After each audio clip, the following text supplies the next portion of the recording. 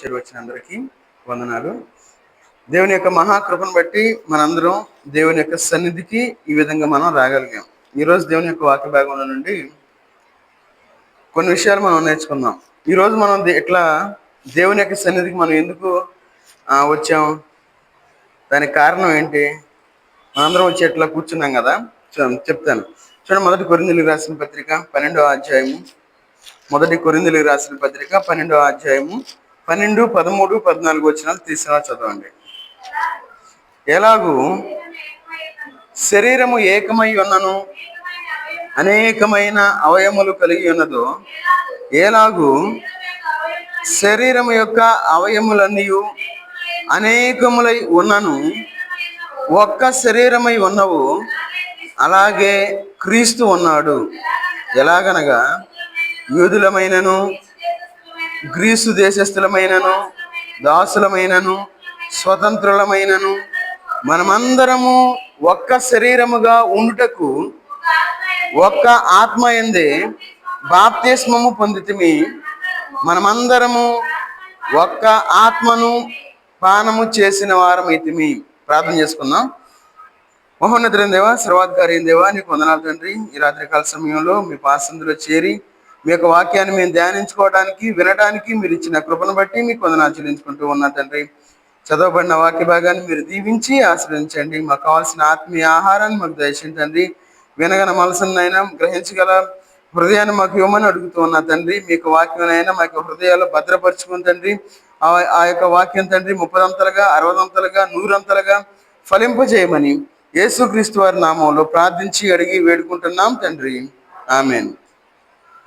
మనం చదువుకున్న వాక్య భాగంలో మొదటి కొరింథీయులకు రాసిన పత్రిక 12వ అధ్యాయము 12, 13, 14 వచనాలు మనం చదువుకున్నాం. అయితే ఈ వాక్య భాగంలో ఏమంటా ఉన్నారంటే, ఎలాగూ శరీరము ఏకమై ఉన్నను అనేకమైన అవయములు కలిగి ఉన్నదో, ఎలాగూ శరీరం యొక్క అవయములన్నీ అనేకములైన ఉన్నను ఒక్క శరీరమై ఉన్నవు, అలాగే క్రీస్తు ఉన్నాడు. అయితే ఇక్కడ 14వ వచనం చెప్తా ఉన్నారు ఏమనంటే, శరీరం ఒక్కటే అవయముగా ఉండక అనేకమైన అవయములుగా ఉన్నవి. అంటే ఇక్కడ మనం చదువుకున్న వాక్యాన్ని బట్టి మనం ఏం చెప్పుకోవచ్చు అంటే, మనందరం ఐక్యత కలిగిన వారము అనే విషయాన్ని చెప్తా ఉన్నారు. శరీరము ఒక్కటే, అందుకంటున్నాడు. ఏమంటా ఉన్నారంటే, ఒక్క శరీరమై ఉన్నవు. అట్లాగే ఎలాగనగా యూదులైనను గ్రీసు దేశస్థులైనను దాసులైనను స్వతంత్రులైనను మనమందరము ఒక్క శరీరముగా ఉండుటకు ఒక్క ఆత్మ యందే బాప్తిస్మము పొందితిమి. చూడండి, మనందరం ఏకమై ఉండాలి, మనందరం ఐక్యత కలిగి ఉండాలి. అందుకే ఇక్కడ ఐక్యతను గురించి మాట్లాడుతూ ఉన్నారు. ఐక్యత, దేవునిలో మనం ఐక్యత కలిగిన వారుగా ఉండాలి. ఈ లోకంలో మనం జీవించేటప్పుడు మన ఇష్టానుసారంగా మనం జీవించడానికి లేదు. అందుకే చూడండి, 29, 30, 31 వచనాలు చదవండి. 12వ అధ్యాయము.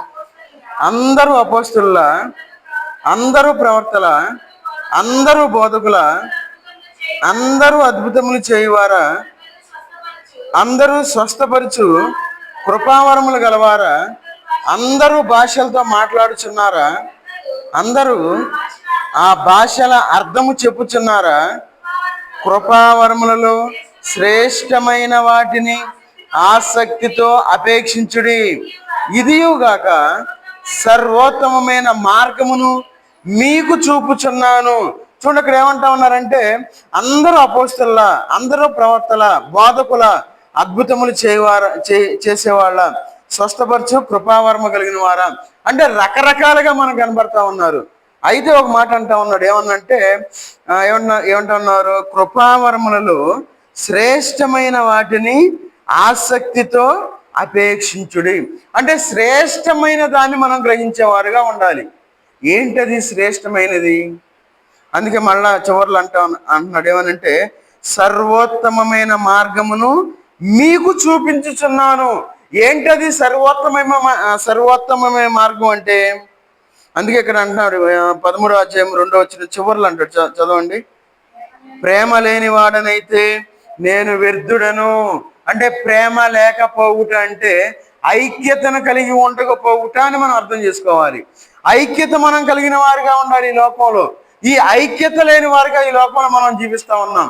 ఎందుకంటే దేవునితో మనం ఐక్యత లేని వారిగా ఉంటా ఉన్నాం. దేవునితో ఐక్యత లేకపోతే సంఘంతో ఐక్యత ఎట్లా కలిగి ఉంటాం? మన సహోదరులతో ఎట్లా ఐక్యత కలిగి ఉంటాం? మన సహోదరులతో అట్లా ఐక్యత కలిగి ఉంటాం? మనం వాళ్ళని ఎట్లా ప్రేమించగలుగుతాం? పేరుకు మాత్రం మనం క్రైస్తవులని చెప్పుకుంటూ దర్జాగా ఈ లోకంలో జీవిస్తూ ఉన్నాం.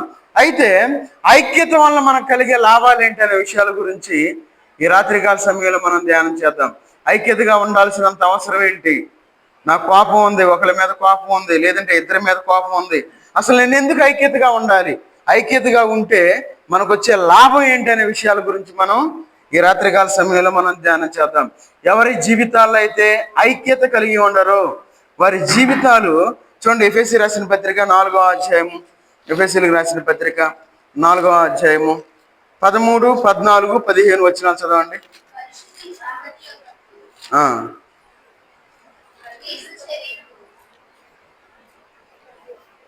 4వ అధ్యాయము 13, 14, 15 వచనాలు. మనమందరము ఎఫెసీ రాసిన పత్రిక 4వ అధ్యాయము 13, 14, 15.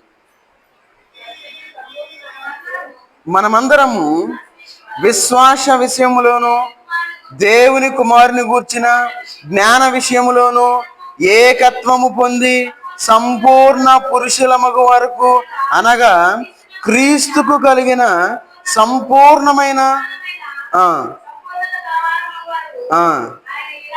ఆయన ఇలాగు నియమించెను. తర్వాత చదువుదాం. చూడండి, ఇక్కడ ఒక మాట మనకు కనబడతా ఉంది. ఏమనంటే మనమందరము విశ్వాస విషయములో, ఏ విషయంలో మనం ఐక్యత కలిగి ఉండాలి? విశ్వాసంలో మనం ఐక్యంగా ఉండాలి. చూడండి, మనం పరిపూర్ణలం అవ్వాలి అంటే ఐక్యత కలిగి ఉండాలి. అది ఒక మాట అంటా ఉన్నారు. ఏమనంటే దేవుని కుమారుని గూర్చిన జ్ఞాన విషయములోను, దేవుని కుమారుని విషయమున గూర్చిన జ్ఞానము. చాలా మందికి ఆ జ్ఞానం లేదు, చాలా మందికి లేదు. ఎందుకంటే వాళ్ళు రకరకాలుగా చెప్తూ ఉంటారు. ఎందుకంటే వాళ్ళకున్న జ్ఞానం చాలా తక్కువ. ఉదాహరణకి ఫస్ట్ క్లాస్ పిల్లవాడికి ఏ జ్ఞానం ఉంటుంది? వాడికి ఏబిసిడి జ్ఞానం ఉంటుంది. అదే 10th క్లాస్ పిల్లవాడికి ఏముంటుంది? కొంచెం ఆ సెంటెన్స్ చదవగలుగుతాడు, గుర్తుపెట్టుకోగలుగుతాడు. అదే పిహెచ్డి క్యాండిడేట్కి ఎట్లా ఉంటుంది ఆ జ్ఞానం? చూడండి, మన జీవితంలో యేసుక్రీస్తు వారి యొక్క జ్ఞానాన్ని మనం కలిగి ఉండాలి. ఆ జ్ఞానం విషయంలో ఏకత్వము పొంది సంపూర్ణ పురుషుల మగు వరకు, అంటే మన జీవితంలో సంపూర్ణత మనకి రావాలి అంటే ఐక్యత మనం కలిగి ఉండాలి. ఎవరైతే ఐక్యత కలిగి ఉంటారో వారు సంపూర్ణ పురుషులు అని మనం అర్థం చేసుకోవాలి. అంటే పురుషులు కాకపోతే చెప్పే పదం ఏంది? స్త్రీలు. చూడండి ఎంత సింపుల్గా ఉందో. పురుషుడు, స్త్రీ అంటే మన జీవితంలో సంపూర్ణ పురుషులుగా మనం ఉండాలి. ఎట్లా ఉండగలం? ఐక్యత కలిగి ఉండాలి. ఏంద్రాడు ఆడింగ్లాడా అంటారు, ఆడవాళ్ళతో పోలుస్తూ ఉంటారు. అంటే మన జీవితంలో సంపూర్ణ పురుషత్వం లేకపోతే ఆడతనం అంటే ఆపోజిట్ అంటే మగతనం సంపూర్ణం అవ్వలేదు అని మనం చెప్పుకోవచ్చు. ఆ మాట మనకు చాలా క్లియర్గా చెప్తా ఉన్నాడు. ఏమని? సంపూర్ణ పురుషుల మగు వరకు, అనగా క్రీస్తుకు కలిగిన సంపూర్ణమైన పురుషత్వమునకు సమానమైన పురుషత్వము కలవారముగు వరకు అలాగూ ఆయన ఇలాగూ నియమించెను. చూడండి, మన జీవితంలో సంపూర్ణత మనం కలిగి ఉండాలి అంటే ఐక్యత కలిగిన వారుగా ఉండాలి. అందుకే ఇక్కడ ఒక మాట అంటా ఉన్నాడు. ఏమనంటే దేవుని కుమారుని గూర్చిన జ్ఞాన విషయంలోను ఏకత్వము పొంది. ఏకత్వము అంటే ఐక్యత అని మనం అర్థం చేసుకోవాలి. కొంచెం జాగ్రత్తగా వినాలి, సింపుల్గా ఉండదు. అంటే నాకు దేవుడు ఏందో సింపుల్ వాక్యాలు బోధించమని ఎప్పుడు చెప్పాలి. కొంచెం జాగ్రత్తగా వింటేనే అర్థమైద్ది. వింటే అర్థమైతే, వినకపోతే ఏం అర్థం కాదు. చూడండి, మన జీవితంలో ఏకత్వం మనం పొందాలి అంటే ఏకత్వం పొందిన తర్వాత ఏమవుతాం? సంపూర్ణ పురుషత్వము. మనం చూడండి, మన జీవితంలో మనం ఏం చేస్తూ ఉంటామంటే ఐక్యత మనకు లేదు కాబట్టి ఈ లోకంలో మనం సంపూర్ణత లేని వారుగా ఉంటాం. ఐక్యత లేనప్పుడు ఏమైందంటే మన ఇష్టానుసారంగా మనం మాట్లాడేవారుగా ఉంటాం. మన జీవితంలో ఐక్యత లేనప్పుడు ఒకరిని విమర్శించేవారుగా ఉంటాం. మన జీవితంలో మనం ఐక్యత లేనప్పుడు ఒకరిని తిట్టేవారుగా ఉంటాం. చూడండి, మన జీవితంలో చాలా జాగ్రత్తగా ఉండాలి, మన జీవితాలు బాగుండాలి. అందుకే ఐక్యత మనం కలిగి సంపూర్ణం అవ్వాలి. తర్వాత చదవండి 14-15 వచనాలు. అందువలన మనం ఇక మీదట పసిపిల్లలమై ఉండి మనుషుల మాయోపాయముల చేత వంచనతోనూ తప్పు మార్గమునకు లాగు కుయుత్తుతోనూ గాలికి కొట్టుకొని పోవునట్లు కల్పింపబడిన ప్రతి ఉపదేశమునకు ఇటు అటు కొట్టుకొని పోవచ్చు అలల చేత ఎగరగొట్టబడిన వారమైనట్లుండక. చూడండి, ఎగరగొట్టబడిన వారమై ఉండక. ఈ లోకంలో అదే జరుగుతుంది. ఒకళ్ళు వచ్చి ఒక మాట చెప్తారు. ఏం చెప్తారు? మీ సంఘం మంచిది కాదు, మీలో క్రీస్తు లేడని ఒకళ్ళు చెప్తారు. ఇంకొకళ్ళు వచ్చి చెప్తారు, ఇంకొకటి ఎన్నో విషయాలు మనం చూస్తూ ఉంటాం. అయితే మనం యేసుక్రీస్తు వారిలో మనం ఒక్క శరీరంగా ఉండాలి, ఏకత్వాన్ని పొందాలి. అందుకే ఇక్కడ అంటా ఉన్నాడు ఏమనంటే, మనమికి మీదట పసి పిల్లలమై ఉండక. పసిపిల్లకి ఏం తెలియదు, వాళ్ళకి మనం ఏం చెప్తే వాళ్ళు ఉమ్ము కొడతారు, తల ఊపుతారు. మనం కొంచెం పెద్ద వయసు అనుకోండి, మనకు తెలుస్తుంది ఎవరు ఏం చెప్తున్నారు, ఎవరు ఎట్లా మాట్లాడుతున్నారు, ఎవరు మనల్ని మోసం చేయాలని చూస్తూ ఉన్నారు అనే విషయాలు మనం తెలుసుకోగలుగుతాం. అదేవిధంగా మన యొక్క ఆత్మీయమైన జీవితంలో ఎప్పుడైతే ఐక్యత మనం కలిగిన వారుగా ఉంటామో పరిపూర్ణం మనం అవ్వగలుగుతూ ఉంటాం. అందుకన్నాడు ఇక్కడ ఏమనంటే, చూడండి, తప్పు మార్గము. చాలా మంది తప్పుడు మార్గాల్లో జీవిస్తూ ఉన్నారు. వారికి ఇష్టం వచ్చినట్లు దేవుని యొక్క మందిరాల్లో, దేవుని యొక్క సంఘాల్లో వారి యొక్క ఉద్దేశాన్ని కలుపుతా ఉన్నారు. ఒకవేళ మనం అడిగామనుకోండి, ఏమంటారు? ఎందుకయా మీకు వాళ్ళ గురించి అంటారు సింపుల్గా. మనకెందుకు అంత టైం కూడా ఉండదు అనుకోండి. మనం వాక్యానుసారంగా మనం వెళ్ళేవారుగా ఉండాలి. అందుకే అంటున్నాడు, కల్పింపబడిన ప్రతి ఉపదేశమునకు ఇటు అటు కొట్టుకొని పోవచ్చు అలల చేత ఎగరగొట్టబడిన వారమైనట్లుండక. తర్వాత 15, ప్రేమ కలిగి సత్యము చెప్పుచు క్రీస్తు వలె ఉండుటకు మనమన్ని విషయములలో ఎదుగుదము. ఎదుగుదల లేని జీవితాలు మనం జీవిస్తూ ఉన్నాం. ఎప్పుడంటే ఐక్యత లేని వారుగా ఉన్నప్పుడు. మన జీవితంలో ఐక్యత మనం కలిగి ఉన్నాము అంటే మనం పరిపూర్ణలము అని గుర్తుపెట్టుకోవాలి. ప్రేమ లేకపోతే వ్యర్థమే మన యొక్క భక్తి. అందుకే అంటున్నాడు ఏమనంటే చివరగా, ప్రేమ కలిగి సత్యము చెప్పుచు క్రీస్తు వలె ఉండుటకు మనం అన్ని విషయములలో ఎదుగుదము. అన్ని విషయాలు ఎదిగేవారుగా ఉండాలి, లేనివారుగా ఈ లోకంలో మనం ఉండకూడదు. సత్యాన్నే చెప్పేవారుగా ఉండాలి, అందరినీ మనం ప్రేమించేవారుగా ఉండాలి. ఎప్పుడైతే ఇలాంటి జీవితాన్ని మనం జీవించగలుగుతామో, చూడండి, ఐక్యత మనం కలిగి ఉన్నప్పుడు మనలో ఉన్న యేసుక్రీస్తు వారి యొక్క లక్షణాలు బయటికి వస్తాయి. ఆ లక్షణాలు బట్టి మనం ఎదుటి వాళ్ళు సాక్ష్యం చెప్పగలుగుతారు. అట్లా కాకుండా ఊరక పేరుకి మాటలు చెప్తా ఉన్నాం అనుకోండి, ఇట్ట మన జీవితం బాగుండాలి, మనం మాదిరిగా ఉండాలి. మన వెనకాల వచ్చేవాళ్ళు చెప్పగలగాలి, అరే ఫలానా వ్యక్తి, అరే ఫలానా చేసాడు, ఫలాంది చేస్తా ఉన్నాడు, దేవుళ్ళు ఎదిగేవాడుగా ఉన్నాడు, ఫలించేవాడుగా ఉన్నాడు. ఊరినే మాటలు చెప్పామనుకోండి, ఎలాంటి ఉపయోగం లేదు అని మనం అర్థం చేసుకోవాలి. అందుకే ఐక్యత వలన మనం పరిపూర్ణలం అవ్వడానికి అవకాశం ఉంది. కాబట్టి మనం ఐక్యతను మనం కలిగి ఉండాలి. చూడండి, ఐక్యత మన జీవితంలో లేదనుకోండి, ఏం జరిగిద్దంటే చూడండి, ఒక మాట చూద్దాం. 2వ కొరింథీయులకు రాసిన పత్రిక 13వ అధ్యాయము, 2వ కొరింథీయులకు రాసిన పత్రిక 13వ అధ్యాయము 11వ వచనం తీసుకుని చదవండి. తుదకు సహోదరులారా, సంతోషించుడి, సంపూర్ణులై ఉండుడి, ఆదరణ కలిగి ఉండుడి, ఏక మనసు గలవారై ఉండుడి, సమాధానముగా ఉండుడి. ప్రేమ సమాధానములకు కర్తయగు దేవుడు మీకు తోడై ఉండును. చూడండి, ఎవరి జీవితాల్లో అయితే ఐక్యతను కలిగి ఉంటారో వారి జీవితాల్లో దేవుడు తోడుగా ఉంటాడు. ఈ లోపల అనుకుంటాం మనం దేవుని సన్నిధికి రాము, దేవుని సన్నిధిలో గడపడానికి ఇష్టపడం, దేవునితో ఐక్యత కలిగి ఉండడానికి అస్సలు ఇష్టపడం. మరి దేవుడు మనకి ఎట్లా తోడుగా ఉంటాడు? ప్రార్థన మాత్రం చక్కగా చేస్తాం. అయ్యా నాకు తోడుగా ఉండయ్యా, అయ్యా నా కుటుంబానికి తోడుగా ఉండయ్యా, అయ్యా నా బిడ్డలకు తోడుగా ఉండయ్యా, నా భర్తకు తోడుగా ఉండయ్యా, నా భార్యకి తోడుగా ఉండయ్యా. మరి ఐక్యత లేనప్పుడు దేవుడు మనకి ఎట్లా తోడుగా ఉంటాడు? ఆ మాట మనం ఇప్పుడు చదువుకున్నాం. అందుకంటున్నాడు ఇక్కడ ఏమంటున్నాడంటే, తుదకు సహోదరులారా, సంతోషించుడి అని ప్రారంభించి చివరికి ఒక మాట అంటా ఉన్నాడు. ఏమని? ప్రేమ సమాధానములకు కర్తయగు దేవుడు మీకు తోడై ఉండును. ఎప్పుడు తోడై ఉంటాడు? ఏక మనసు గలవారై ఉండుడి, ఐక్యత కలిగి ఉండుడి, అందరినీ ప్రేమించుడి. మరి మన జీవితంలో మనం ఏం చేస్తా ఉన్నాం? ఐక్యత లేని వారుగా ఈ లోకంలో జీవిస్తా ఉన్నాం. చూడండి, దేవుని యొక్క సేవకులు అంటే సేవకులకు పడదు. ఎదురేం పొగిడే వాళ్ళు ఉంటారు, వెనక వైపు రెప్పలు ఎగరేసే వాళ్ళని నేను చూసే లైవ్లో. చూడండి, దేవుని సేవకుల విషయంలో. ఎందుకంటే కొంచెం పరిశీలన చేస్తూ ఉంటాను.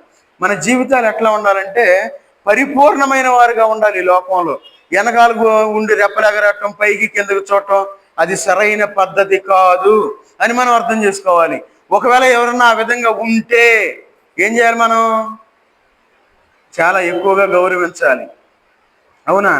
చాలా జాగ్రత్తగా ఉండాలి. వారి దగ్గరకు కూడా వందనాలు కూడా చెప్పకూడదు నన్ను అడిగితే. చూడండి, ఈ లోకంలో మనం సంపూర్ణలై ఉండాలి అంటే ఐక్యత కావాలి. దేవుని యొక్క తోడు కావాలంటే ఐక్యత కావాలి. చూడండి, ఏక మనసు అందుకు అన్నాడు. ఇక్కడ ఏమన్నాడు? ఏక మనసు గలవారై ఉండుడి, ఐక్యత కలిగి ఉండడి. దేవుడు మన కుటుంబాల్లో తోడై ఉండకుండా ఉంటున్నాడు అంటే దానికి కారణం మనం ఐక్యత లేని వారుగా ఉంటా ఉన్నాం. మనం పగల పెట్టుకుంటా ఉన్నాం, మనం ప్రతీకారాలు పెట్టుకుంటా ఉన్నాం, మనం ద్వేషం పెట్టుకుంటా ఉన్నాం. కాబట్టి దేవుని యొక్క తోడు మన కుటుంబాల్లో లేదు. అది పచ్చి నిజం. మనం నమ్మినా నమ్మకపోయినా. ఏందో ఎట చెబుతున్నావు? ఎవరు ఎట చెప్పట్లేదు, అందరు ఆశీర్వాదం చెబుతున్నారు. అబ్రహాం అంటున్నారు, యాకోబు అంటున్నారు, అందరు ఆశీర్వాదాలు అంటున్నారు. ఏందో నీ బోధ ఎట్లా ఉంటుంది అనుకోవచ్చు. నిజం అది.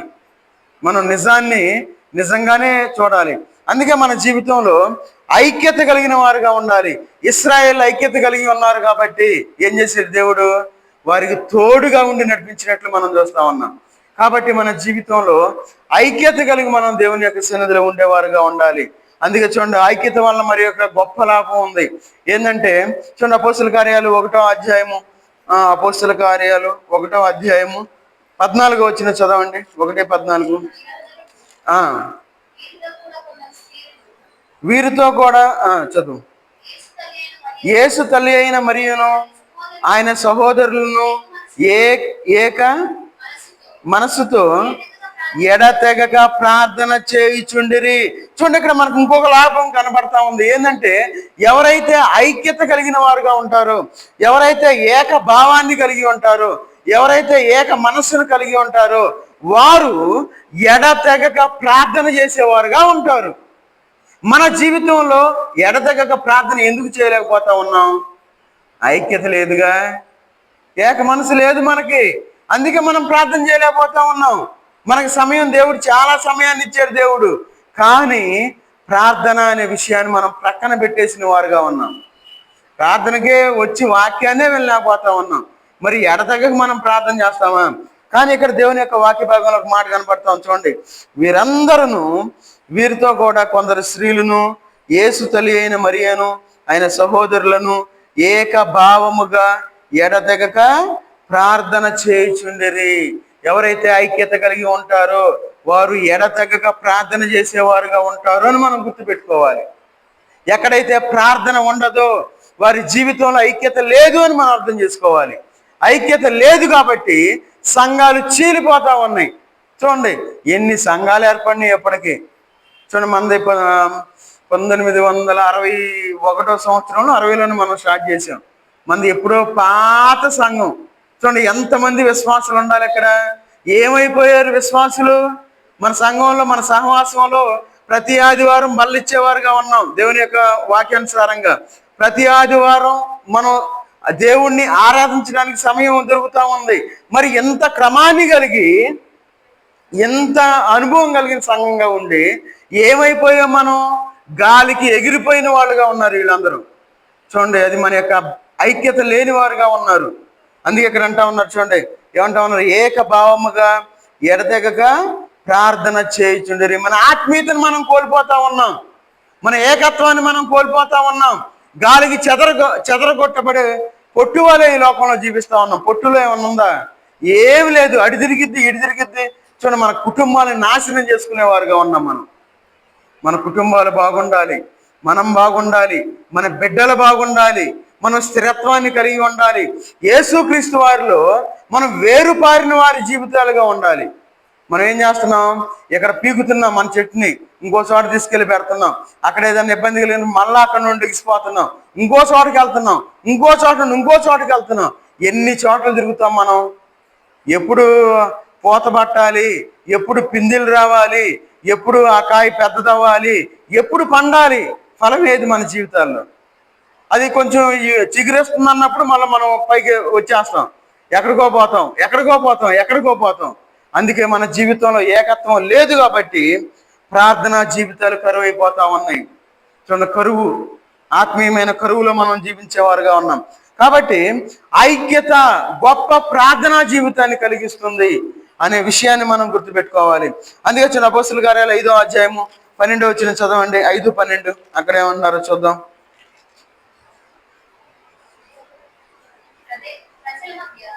ప్రజల మధ్య అనేకమైన సూచక క్రియలను మహత్కార్యములను అపోస్తలుల చేత చేయబడుచుండెను, మరియు వారందరూ ఏక మనస్కులై సొలొమోను మండపములో ఉండిరి. చూడండి, వీరు ఐక్యత కలిగి ఉండటం వల్ల సూచక క్రియలు మహత్కార్యాలు చేయగలుగుతా ఉన్నారు. మరి మన మందిరాల్లో ఎందుకు జరగట్లా? ఐక్యత లేదు కాబట్టి ఆ విధంగా జరగట్లా. అద్భుతాలు లేవు, సూచక క్రియలు లేవు. ఎందుకు? మనం దేవుని సన్నిధికి రాలేకపోతా ఉన్నాం. వీరందరూ ఏం చేస్తా ఉన్నారు? ఏక మనస్కులై సొలొమోను మండపములో ఉండిరి. ఎక్కడ ఉన్నారు? ఎవరింట్లో వాళ్ళు లేరు. సొలొమోను మండపము అంటే చూడండి, దేవుని యొక్క సన్నిధిలో మనం ఉండేవారుగా ఉండాలి. ఈ రాత్రికాల సమయంలో మనం ఎక్కడున్నాం? అయ్యో చక్కగా అన్నం ఉడికిందయ్యా, ఇప్పుడే కూర కూడా ఉడికింది, తిని కొనుక్కుందాం అనుకుంటున్నావా అంటాం మనం. చూడండి, ఎంతమంది ఆ విధంగా పండుకోలేని స్థితిలో ఉన్నారు. అనుకోకుండా అనారోగ్యం వస్తూ ఉంది, అనుకోకుండా సమస్యలు వస్తూ ఉన్నాయి, అనుకోకుండా చూడండి ఎన్నో ఆ కష్టాలకు లోనవుతా ఉన్నాం మనం ఈ లోకంలో. దేవుని కృప వల్ల దేవుడు మనల్ని కాచి కాపాడుతూ ఉంటే దేవుని సన్నిధిని మనం మర్చిపోయేవారుగా ఉన్నాం. చూడండి, ఇక్కడ అనేకమైన సూచక క్రియలు, అద్భుత కార్యాలు మన జీవితంలో జరగాలి అంటే మనం ఐక్యతను మనం కలిగి ఉండాలి, ఏక మనస్సు మనం కలిగి ఉండాలి. అందుకన్నాడు ఏక మనస్కులై సొలొమోను మండపములో ఉండేది. ఎవరైతే ఏక మనస్సు కలిగి ఉంటారో వారు దేవుని సన్నిధిలో ఉంటారు. ఎవరైతే దేవుని సన్నిధిలో ఉంటారో వారు అద్భుత కార్యాలు చూస్తారు అని మనం గుర్తుపెట్టుకోవాలి. మన జీవితంలో కార్యాలు ఆగిపోయినాయేమో, అనేక సంవత్సరాలు ఎందుకు ఈ పని జరగట్లేదు అనుకుంటా ఉన్నామేమో. మన దేవుని సన్నిధిలోకి వస్తే గొప్ప కార్యాలు మనం చూసేవారుగా ఉంటాం. కాబట్టి ఐక్యత వలన అద్భుతాలు, సూచక క్రియలు మనం చూడవచ్చు, లేదంటే జరుగుతాయి అని మనం గుర్తుపెట్టుకోవాలి. చూడండి, ఐక్యత చూడండి, అనేక మంది ఐక్యత లేకపోవటం వల్ల ఏమవుతుందంటే సంఘాలు లేదంటే మందిరాలు పలసపడిపోతా ఉన్నాయి. చూడండి, దేవుని యొక్క వాక్య భాగంలో నుండి ఎఫెసీయులకు రాసిన పత్రిక 4వ అధ్యాయము, ఎఫెసీయులకు రాసిన పత్రిక 4వ అధ్యాయము 1వ వచనం చదవండి. 4. కాబట్టి మీరు సమాధానమును బంధము చేత ఆత్మ కలిగించు ఐక్యమును కాపాడుకొనుటయందు శ్రద్ధ కలిగిన వారై ప్రేమతో ఒకరినొకడు సహించుచు. చాలు. చూడండి, ఇక్కడ ఏమంటా ఉన్నారు? సమాధానమును బంధము చేత ఆత్మ కలిగించు ఐక్యమును కాపాడుకొనుటయందు శ్రద్ధ కలిగి ఉండుడి. మన జీవితంలో మనం దేని యందు మనం శ్రద్ధ కలిగి ఉంటా ఉన్నాం అంటే ఐక్యత వల్ల మనకు సమాధానం దొరుకుతా ఉంది అని మనం గ్రహించాలి. మన జీవితంలో సమాధానం ఉండాలంటే ఐక్యత కలిగి ఉండాలి. అందుకే అంటా ఉన్నాడు ఇక్కడ ఏమనంటే, మీరు సమాధానమును బంధము చేత ఆత్మ కలిగించు ఐక్యమును కాపాడుకునేటందు శ్రద్ధ కలిగిన వారై. మన జీవితంలో శ్రద్ధ కలిగి ఉండవలసిన వాటి యందు శ్రద్ధ ఉండదు, అంత మనం రివర్స్. శ్రద్ధ కలిగి ఉండకుండా ఉండే వాటి యందు మనం ఎంతో శ్రద్ధగా ఉంటాం ఈ లోకంలో. అది మన యొక్క జీవితం. దేవుని సన్నిధి అంటే మనం ఎంతో శ్రద్ధ కలిగిన వారుగా ఉండాలి. దేవుని మందిరానికి మనం ఆసక్తితో వచ్చేవారుగా ఉండాలి. కానీ మనం ఏం చేస్తాం? చిన్న చిన్న కారణాలతో దేవుని యొక్క సన్నిధిని మనం విడిచిపెడతా ఉంటాం. ఏముందిలే, లేకపోతే ఏమైందిలే అని ఈ లోకంలో మనం జీవించేవారుగా ఉంటాం. అందుకే ఈ లోకంలో మనం ఐక్యత వలన మనకి సమాధానం దొరుకుతుంది అనే విషయాన్ని మనం గుర్తుపెట్టుకోవాలి. ఎవరి జీవితాల్లో ఐక్యత లేకుండా ఉంటారో, ఈ ఐక్యత లేకపోవటం వల్ల వారి కుటుంబాల్లో సమాధానం లేని వారిగా ఉంటా ఉన్నారు.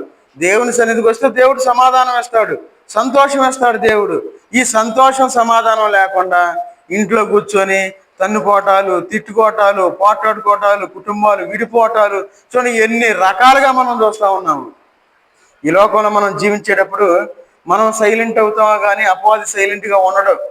ఎదురు చూస్తూ ఉంటాడు, ఎట్లా గొడవ పెట్టాలి, ఎట్లా ఈ కుటుంబాన్ని చేల్చాలి, ఎట్లా వీళ్ళ మధ్య తగాదాలు చెడు చేయాలి, ఎట్లా వీళ్ళు పోట్లాడుకోవాలని చెప్పి ఎదురు చూస్తూ ఉంటాడు అపవాది. మనం ఏం చేస్తాం? నువ్వు రెడీగా ఉన్నావుగా, నేను రెడీ అంటాం అపవాదితో. చూడండి, ఈ లోకంలో మనం సమాధానం కలిగి ఉండాలి. ఏక మనసు అంటే మనం ఐక్యత మనం కలిగి ఉన్నట్లయితే మన జీవితంలో మనం సమాధానం కలిగిన వారుగా ఉంటాం. అందుకే చూడండి, 2వ అధ్యాయము 14 వచ్చిన చదవండి. ఎఫెసీ రాసిన పత్రిక 2వ అధ్యాయము 14 వచ్చిన. ఆయన మీకును మాకును ఉండిన ద్వేషమును అనగా విధిరూపకమైన ఆజ్ఞలు గల ధర్మశాస్త్రమును తన శరీరమందు కొట్టివేయుట చేత మధ్యపు గోడను పడగొట్టి మన ఉభయులను ఏకము చేసెను. చూడండి, దేవుడు మనల్ని ఐక్యం చేయడానికి, లేదంటే దేవుడు మనల్ని ఏక మనస్సు కలిగిన వారుగా ఉండడానికి, లేదంటే దేవుడు మనల్ని ఆయనతో కలుపుకోవటానికి దేవుడు ఎంతో శ్రమ పడ్డాడు. ఆయన ఎంత శ్రమ పడ్డాడు చూడండి. దేవుడు మనల్ని ఎందుకు సృజించాడంటే యేసుక్రీస్తు వారి వలె మనం ఈ లోకంలో ఉండడానికి సృజించాడు. కొంతమంది తెలియక అమాయకులు ఏమనుకుంటారంటే యేసుక్రీస్తు వారిగా దేవుడు ఈ లోకానికి వచ్చాడు మన కోసం అనుకుంటారు. కాదు, యేసుక్రీస్తు వారి వలె మనం ఈ లోకంలో ఉండాలి అని దేవుడు ఆశపడ్డాడు కాబట్టి ఈ లోకంలో దేవుడు మనందరిని చేసుకున్నాడు ఆయన. ఆ విషయం అంటే వాళ్ళకి అర్థం కాదు. వాళ్ళు ఏంటంటే ఎల్కేజీ యూకేజీ నర్సరీ వాళ్ళు అనమాట. వాళ్ళకి ఎంత చెప్పినా వాళ్ళు ఏంటంటే అక్కడే ఉంటారు. మాకు ఒకటే తెలుసు, ఏబిసిడి అంటారు అంతే. మనం మాట్లాడడానికి కూడా ఉండదు వాళ్ళతో. ఒక టైం వచ్చిన తర్వాత మనకు అర్థమైద్ది, వీళ్ళు ఏబిసిడీలో ఉంటారు కదా, ఇంకా మనం వదిలేయటం మంచిదిలే అనిపించింది. చూడండి, మన జీవితంలో చాలా జాగ్రత్తగా ఉండాలి. ఎందుకంటే మన జీవితంలో ఐక్యత వలన పునరుద్ధానాన్ని మనం పొందగలుగుతాం. మనం పునరుద్ధానం కలిగి ఉండాలి. మనం దేవునితో పాటు మనం పరలోకానికి వెళ్ళాలంటే ఐక్యత కలిగి ఉండాలి. దేవుడు మనకి సపరేట్గా పరలోకాన్ని నిర్మించలా. మనందరం కలిసి ఉంటేనే పరలోకానికి వెళ్ళేది. నేను ఒక్కదాన్నే సపరేట్గా ఉంటాను, లేదా నేను ఒక్కడనే సపరేట్గా ఉంటాను, నేను మాత్రం ప్రార్థనకు రాను, నేను బైబిల్ తీసుకొని కూర్చుంటాను, బైబిల్ మొత్తం 20 సార్లు 24 గంటలు 20 సార్లు నేను చదివేస్తాను, ఉపయోగం లేదు. ఐక్యత కలిగి ఉండకుండా మనం ఎంత బైబిల్ చదివినా, ఎంత ప్రార్థన చేసినా, ఎంత సువార్త చేసినా ఐక్యత లేని వాళ్ళకి పునరుద్ధానంలో పాలి భాగస్తులు కానేరరు అనే విషయాన్ని మనం గుర్తుపెట్టుకోవాలి. అందుకే తర్వాత చదవండి. ఇట్లు సంధి చేయుచు ఈ ఇద్దరిని తన యందు ఒక నూతన పురుషునిగా సృష్టించి తన శిలువ వలన ఆ ద్వేషమును సంహరించి దాని ద్వారా వీరిద్దరిని ఏక శరీరముగా చేసి దేవునితో సమాధాన పరచవలనని ఎలాగు చేసిన గనుక ఆయనే మనకు సమాధాన కారకుడై ఉన్నాడు. చూడండి, ఎవరు? దేవుడు. మనం ఏక మనసు కలిగి ఉండాలి, ఏక శరీరంగా మనం ఈ లోకంలో ఉండాలి. ఐక్యత కలిగిన వారుగా ఉంటే ఇవన్నీ మనం చేయగలుగుతాం. మనం ఏంటంటే ఐక్యత లేదు మన జీవితాల్లో. మనం క్రైస్తవమే. చూడండి, మన రీసెంట్గా మనం చెప్పాను కదా, 20 లక్షల మంది వచ్చారు జనం. ఎవరు? క్రైస్తవులు. అన్ని వర్గాల నుండి వచ్చారు. ఈ క్రైస్తవులు అందరూ కలిసి ఒక ఆలోచన చేసి, ఈ మన మందిరాలు పడగొట్టేస్తున్నారు కదా, దాడులు చేస్తున్నారు కదా, మాకు సరైన నాయకుడు ఒకళ్ళు కావాలని చెప్పి ఈ 20 లక్షల మంది ఓట్లు వేసారు అనుకోండి. అనుకుందాం కొంతసేపు. ఏం జరిగిద్ది? గడగడ వనకాలి ప్రభుత్వాలు. ఎందుకు? 20 లక్షల మంది క్రైస్తవులు కనబడతా ఉన్నారు అక్కడ. మరి 20 లక్షల మంది ఒకే అభిప్రాయాన్ని ఎందుకు లేరు? ఐక్యత లేదు, ఎవరు కాళ్ళే. అక్కడ ఒకటి గమనించా, సాపు తీసుకొచ్చేసుకొని వాళ్ళు ఎదురు కూర్చున్నారు. పాపం వేరే వాళ్ళకి ఎదురు కూర్చోడానికి కూడా ఇష్టపడట్లా, కూర్చొని ఇట్లా. అది మన మధ్య ఉన్న ఐక్యత. చూడండి, మన జీవితంలో ఐక్యత లేకపోతే మనం మన జీవితాల్లో దేవుని దగ్గరికి మనం వెళ్ళలేము. ఈ లోకంలో అదే జరుగుతుంది. మనం ఐక్యత లేదు కాబట్టి ఇన్ని దాడులు జరుగుతూ ఉన్నాయి. అందరూ ఐక్యత కలిగి అందరూ ఒక మాట మీద ఉంటే ఎవ్వరు క్రైస్తవుల జోలికి ఎవ్వరు రాలేరు. ఎవరి కాళ్ళే కొట్టుకొని ఆ పాస్టర్ గారినేగా కొట్టుకుంది, ఆ సేవకుడినేగా కొట్టింది, ఆ మందిరాన్నిగా పడగొట్టింది. చూడండి, ఈ లోకంలో ఐక్యత లేని వారిగా ఈ లోకంలో జీవిస్తా ఉన్నాం. కాబట్టి మన యొక్క జీవితంలో చూడండి, 18 వచ్చి చదవండి, 2వ అధ్యాయం 18. ఆయన ద్వారానే మనము ఉభయులము ఒక్క ఆత్మయందు తండ్రి సన్నిధిని చేరగలిగి ఉన్నాము. చూడండి, తండ్రి సన్నిధిని చేరగలిగి ఉన్నాము అంటే పునరుద్ధానాన్ని మనం పొందాలి అంటే, దేవుని సన్నిధికి మనం వెళ్ళాలి అంటే ఐక్యత కలిగి ఉండాలి. మనం ఐక్యత లేనివాడు ఖచ్చితంగా దేవుని దగ్గరికి వెళ్ళలేడు. చూడండి, వేషధారణ అంటారు దాన్ని. వేషధారణ పైకి బాగా మాట్లాడి మనసులో ఇంకొకరు పెట్టుకొని పక్కెళ్ళి పంగని ఇంకోలా మాట్లాడేమనుకోండి, అది వేషధారణ. మనం ఏక మనస్సు కలిగిన వారుగా ఉండాలి. అందుకంటాడు ఇక్కడ ఏమనంటే ఒక్క ఆత్మ యందు తండ్రి సన్నిధికి చేరగలిగి ఉన్నాము. ఒక్క ఆత్మ అంటే ఐక్యత కలిగిన వారిగా మనం ఈ లోకంలో మనం జీవించాలి. అప్పుడు మాత్రమే మనకి పునరుద్ధానము. చూడండి, అందుకే రోమీయులకు రాసిన పత్రిక 6వ అధ్యాయము 5వ వచనంలో మనకు ఆ మాట చెప్తారు. రోమీయులకు రాసిన పత్రిక 6వ అధ్యాయము 5వ వచనం తీసుకున్నా చూడండి. మనము ఆయన మరణం యొక్క సాదృశ్యమందు ఆయనతో సంయుక్తులమైన ఎడల ఆయన పునరుద్ధానం యొక్క సాదృశ్యమందును ఆయనతో సంయుక్తులమై ఉందము అంటే ఐక్యత గలవారమై. చూడండి, ఆయనతో మనం ఐక్యత కలిగి ఉండాలి. ఆయనతో మనం పునరుద్ధానాన్ని మనం కలిగి ఉండాలి అంటే ఏం చేయాలి? ఐక్యతను మనం కలిగి ఉండాలి. చూడండి, ఎంత ఇవన్నీ ఐక్యత మనం అంటే ఈ ఐక్యత మనం కలిగి ఉంటేనే వీటన్నిటిని మనం పొందగలం. ఐక్యత లేకపోతే మన పునరుద్ధానం కూడా లేదు, మనం దేవుని దగ్గర కూడా వెళ్ళలేము. ఐక్యత లేకపోతే మన కుటుంబాల్లో సంతోషం ఉండదు, ఐక్యత లేకపోతే మన కుటుంబాల్లో సమాధానం ఉండదు, ఐక్యత లేకపోతే మన యొక్క కుటుంబాల్లో అద్భుతాలు ఆశ్చర్యకార్యాలు జరగవు. అందుకే ఇప్పుడు మనకు జరగట్లా. ఐక్యత లేకపోతే మనం యేసుక్రీస్తు వారి యొక్క శరీరంలో మన సంపూర్ణతను మనం పొందలేం. అలాంటి జీవితాలు మనం జీవిస్తూ ఉన్నాం. కాబట్టి ఈ రాత్రికాల సమయంలో మనం ఐక్యత మనం కలిగి ఉంటే వీటన్నిటిని మనం చేయగలుగుతాం. మరి మనం ఇవన్నీ లేకుండా నేను పెద్ద విశ్వాసిని, నేను చనిపోగానే అక్కడికి వెళ్ళిపోతాను, మరి ఇవన్నీ మనం కలిగి ఉన్నామా? ఏదో పేరుకి ఈ లోకంలో జీవిస్తూ ఉన్నాం. చూడండి, ఈ లోకంలో మనం ఐక్యత మనం ఎప్పుడైతే కలిగి ఉంటామో, చూడండి చివరికి ఒక మాట మనం చూసుకొని ముగించుకుందాం. 133వ కీర్తన 1వ వచనం మనందరికీ బాగా సుపరిచయం. ఆ కీర్తన 133వ కీర్తన 1వ వచనం, సహోదరులు ఐక్యత కలిగి ఉండుట ఎంత మేలు, ఎంత మనోహరము. చూడండి, సహోదరులు ఐక్యత కలిగి ఉండుట ఎంత మేలు. మన జీవితాల్లో మనం మేలు చూడాలి అంటే ఐక్యత కలిగి ఉండాలి. మనోహరము అంటే ఆశీర్వాదము అని అర్థం. మనోహరము అంటే మనం ఇంతకుముందు మనం ప్రార్థన చేసాం, అయ్యా మా మందిరం బాగా మనోహరంగా ఉండాలి అని ప్రార్థన చేసాం. అందరూ ప్రార్థన చేసాం. చూడండి, దేవుడు ఆ ప్రార్థన మనోహరం అంటే ఆశీర్వాదం. దేవుడు ఆశీర్వదించాడు, చక్కగా మంచి మందిరాన్ని మనకు దేవుడు అనుగ్రహించాడు. చూడండి, ఆశీర్వాదం. మన కుటుంబాల్లో ఆశీర్వాదము మేలు ఉండాలంటే మనం ఐక్యత కలిగి, అందుకంటున్నాడు సహోదరులు ఐక్యత కలిగి నివసించుట ఎంత మేలు, ఎంత మనోహరము. మరి మనం ఐక్యతను మనం కలిగి ఉంటా ఉన్నామా? మరి ఐక్యత కలిగి ఉంటే ఇవన్నీ మన జీవితంలో జరగాల. మరి ఏం లేదే, ఉసూరుమంటా ఉన్నాం ఈ లోకంలో, ఏం జరగట్లే. ఏందయ్యా సమాధానం లేదే మా కుటుంబంలో? ఎందుకు లేదు సమాధానం? మనం దేవునితో సమాధానంగా లేము, దేవునితో ఐక్యంగా లేము కాబట్టి సమాధానం లేదు. అంతే, ఏం లేదు. దానికి మనం ఆలోచించి మనం బుర్రలు బద్దలు కొట్టుకో అవసరంలా. దేవునితో సమాధానం లేదు కాబట్టి మన కుటుంబాల్లో సమాధానం లేదు. మనం దేవుని దగ్గరికి రావట్లా, దేవుని తోడు లేదు మనకి, అంతే. చాలా సింపుల్ అది. ఆ విషయాన్ని మనం గుర్తుపట్టలేకపోతాం. కాబట్టి ఒక రాత్రికాల సమయంలో మనందరం ఐక్యతను మనం కలిగి ఉండాలి.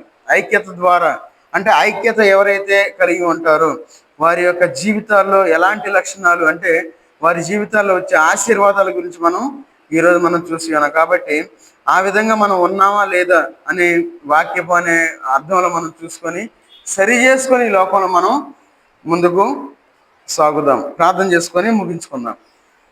మహోన్నతులైన దేవా, సర్వాధికారి అయిన దేవా, నీకు వందనాలు తండ్రి. ఈ రాత్రికాల సమయంలో మీ పాసందులో చేరినైనా మీ యొక్క వాక్యాన్ని మేము ధ్యానించుకోవడానికి, వినడానికి మీరు ఇచ్చిన కృపను బట్టి మీకు వందనాలు చెల్లించుకుంటూ ఉన్నా తండ్రి. అవును తండ్రి, ఈ రాత్రికాల సమయంలో మాకు నైనా ఐక్యత గురించి మేము మాట్లాడుకోవడానికి మీరు ఇచ్చిన కృపను బట్టి మీకు వందనాలు చెల్లించుకుంటూ ఉన్నా తండ్రి. అయ్యా, మేము పరిపూర్ణంగా ఈ లోకంలో జీవించాలి, మేము పునరుద్ధానాన్ని కలిగి ఉండాలంటే ఐక్యత కలిగి ఉండాలని చెప్పి మీరు సెలవిస్తూ ఉన్నా తండ్రి. అవును తండ్రి, అనేక మందినైనా ఐక్యత లేని వారుగా ఉన్నారు కాబట్టి మీ సన్నిధికి రాలేకపోతూ ఉన్నారు తండ్రి. వారిని క్షమించమని అడుగుతున్నా తండ్రి. అవును తండ్రి, ఎవరైతే ఏక మనసు లేని వారుగా ఉంటారో వారు గాలికి చెదరగొట్టే పొట్టు వలె ఉంటారని చెప్పి మీరు సెలవిస్తూ ఉన్నారు తండ్రి. అనేక మంది మీ మందిరానికి వస్తూ వెళ్ళిపోయారు తండ్రి. వారి యొక్క మనసులు మార్చండి తండ్రి.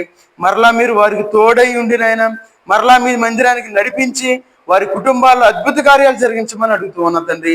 అవును తండ్రి, మేము ఏక మనసు లేదంటే ఈ ఐక్యత కలిగి ఉండడం వల్ల తండ్రి మా కుటుంబాల అద్భుత కార్యాలు చూస్తామని చెప్పి మీరు సెలవిస్తూ ఉన్నారు తండ్రి. అందు నిమిత్తం మీకు వందనాలు చెల్లించుకుంటూ ఉన్నా తండ్రి. మా కుటుంబాల్లో కార్యాలు జరిగించమని అడుగుతూ ఉన్నా తండ్రి. అయ్యా, బాప్తీసం తీసుకున్న బిడ్డలు మీరు జ్ఞాపకం చేసుకుని తండ్రి, వారి జీవితాలు అనేకమైన గొప్ప కార్యాలు జరిగించమని అడుగుతూ ఉన్నా తండ్రి.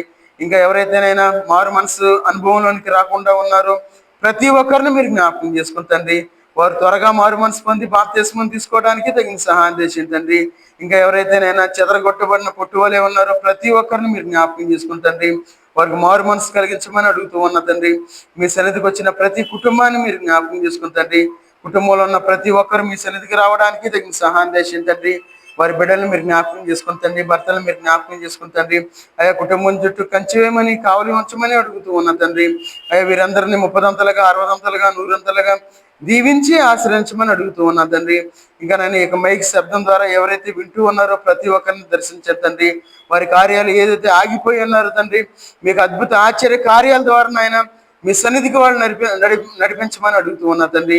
ఆ కుటుంబాల్లో కార్యాలు జరిగించమని అడుగుతున్నా తండ్రి. వారి యొక్క మనసునైనా మంచి మనసును కలిగించి తండ్రి, వారు మారు మనసు పొందులాగా తగిన సహాయం చేసింది తండ్రి. అదేవిధంగా నాయన యూట్యూబ్ ద్వారా ఎవరైతే వింటూ ఉన్నారో ప్రతి ఒక్కరిని మీరు జ్ఞాపకం చేసుకుని తండ్రి, వారి కుటుంబాల్లో కార్యాలు జరిగించమని అడుగుతూ ఉన్న తండ్రి. పరీక్షలు రాసే బిడ్డలను మీరు జ్ఞాపకం చేసుకుని తండ్రి, ఆ ఎగ్జామ్స్లోనైనా వారు మంచి మార్కులు తెచ్చుకోవడానికి తగిన సహాయం చేసింది తండ్రి. అనేక మంది యవనస్తులు తండ్రి, అనేక మందినైనా ఈ యొక్క ఫోన్కి ఎడిక్ట్ అయిపోయి ఉన్నారు తండ్రి. వారి మనసులు మార్చమని అడుగుతూ ఉన్న తండ్రి. వారినైనా ఫోన్ను దూరంగా పెట్టినైనా మీ సన్నిధిలోకి వచ్చేవారుగా ఉండే భాగ్యం చేసింది తండ్రి. అవును తండ్రి, వారు దేని యందు శ్రద్ధ కలిగి ఉంటారో వారు తెలుసుకోవడానికి తగిన సహాయం చేసింది తండ్రి. మీ యందు శ్రద్ధ కలిగినైనా ఈ లోకంలో ఆశీర్వదించబడిన వారుగా ఉండే భాగ్యాన్ని దయచేయమని అడుగుతున్నా తండ్రి. మీ యొక్క మేలును పొందువారుగా ఉండడానికి తగిన సహాయం దయచేయమని అడుగుతూ ఉన్న తండ్రి. అన్నిటికంటే ముఖ్యంగానైనా ఐక్యత కలిగినైనా మేమందరూనైనా పునరుద్ధానంలో ఉండడానికి తగిన సహాయం దయచేయమని అడుగుతూ ఉన్న తండ్రి. ఈ రాత్రికాల సమయంలోనైనా ప్రతి ఒక్కరి కుటుంబాన్ని దర్శించమని అడుగుతూ ఉన్న తండ్రి. ఎవరైతే ఏ బాధలో ఉన్నారో, ఏ అక్కర్లో ఉన్నారు, ఏ చింతలో ఉన్నారు తండ్రి, అయ్యా ఎవరినైనా వేదనలో ఉన్నారో తండ్రి, ఎవరైతే సమాధానం లేని స్థితిలో ఉన్నారు తండ్రి, అయ్యా ప్రతి ఒక్కరికి నేను సమాధానం కలిగించమని అడుగుతున్నా తండ్రి. అయ్యా మేమందరం ఐక్యత కలిగినైనా మీ సన్నిధిలో ఉండినైనా ప్రార్థనా పరులుగా ఈ లోకంలో జీవించే భాగ్యాన్ని మాకు దయచేయమని అడుగుతూ ఉన్నా తండ్రి. అయ్యా ప్రార్థన ద్వారా అనేకమైన గొప్ప విషయాలు మేమునైనా చూసే కన్నులు మాకు దయచేయమని అడుగుతూ ఉన్నా తండ్రి. అయ్యా మందిరం పరంగా మీరు చేసిన గొప్ప కార్యాలను బట్టి మీకు వందనాలు చెల్లించుకుంటూ ఉన్నా తండ్రి. అయ్యా మందిరానికి వచ్చే ప్రతి కుటుంబంలోనైనా మీరు అద్భుత కార్యాలు మీరు చేస్తూ ఉన్నారు తండ్రి. అందు నిమిత్తం మీకు వందనాలనైనా. ఎవరైతే ఉద్యోగాలు చేస్తున్న బిడ్డలు ఉన్నారో ప్రతి ఒక్కరిని మీరు జ్ఞాపకం చేసుకుని తండ్రి, వారి రాకబాకల్లో మీరు తోడుగా ఉండి నడిపించమని అడుగుతూ ఉన్న తండ్రి. ఆ యొక్క ఉద్యోగాల్లోనైనా అంతకంతకు వారు ఎదిగేవారుగా ఉండే భాగ్యాన్ని దయచేయమని అడుగుతూ ఉన్న తండ్రి.